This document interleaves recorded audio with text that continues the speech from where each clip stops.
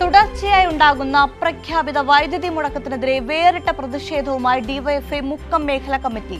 Mukkam bus സ്റ്റാൻഡിലെത്തിയ യാത്രക്കാർക്കും ബസ്സുകളിലെ യാത്രക്കാർക്കും auto തൊഴിലാളികൾക്കും വ്യാപാരികൾക്കും മെഴുകുതിരികൾ സൗജന്യമായി വിതരണം ചെയ്താണ് ഡിവൈഎഫ്ഐ പ്രവർത്തകർ പ്രതിഷേധം രേഖപ്പെടുത്തിയത്. അടിയന്തരമായി വൈദ്യുത പ്രതിസന്ധിക്ക് പരിഹാരം കാണണമെന്നാവശ്യപ്പെട്ട് നടത്തിയ ഈ ജനകീയ പ്രതിഷേധം നാട്ടുകാർക്കിടയിലും ശ്രദ്ധേയമായി. ഒരു മെഴുകുതിരി പോരാ, മെഴുകുതിരിയുടെ ഒരു പെട്ടി തന്നെ വേണം. പ്രതിഷേധത്തിന്റെ ഭാഗമായി ഡിവൈഎഫ്ഐ പ്രവർത്തകർ മെഴുകുതിരി നീട്ടിയപ്പോൾ പൊതുജനങ്ങളിൽ നിന്നും തികച്ചും രസകരവും എന്നാൽ KSEBിക്കെതിരെയുമുള്ള പ്രതികരണവുമാണ് ഉണ്ടായത്.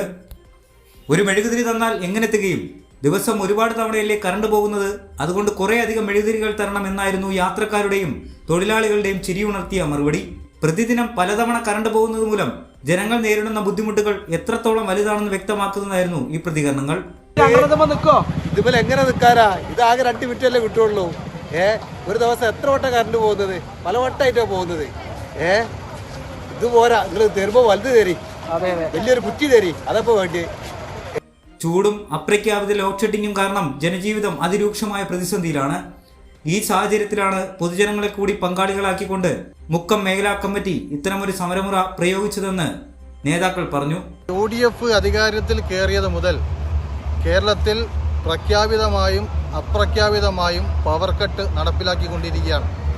അതിനെതിരെ പ്രതിഷേധിച്ചുകൊണ്ടാണ് ഡിവൈഎഫ്ഐ മുക്കം മേഖലാ കമ്മിറ്റി ഈ മുക്കം ബസ് സ്റ്റാൻഡിലുള്ള യാത്രക്കാർക്കെല്ലാം മെഴുകുതിരി വിതരണം ചെയ്യുന്നത്.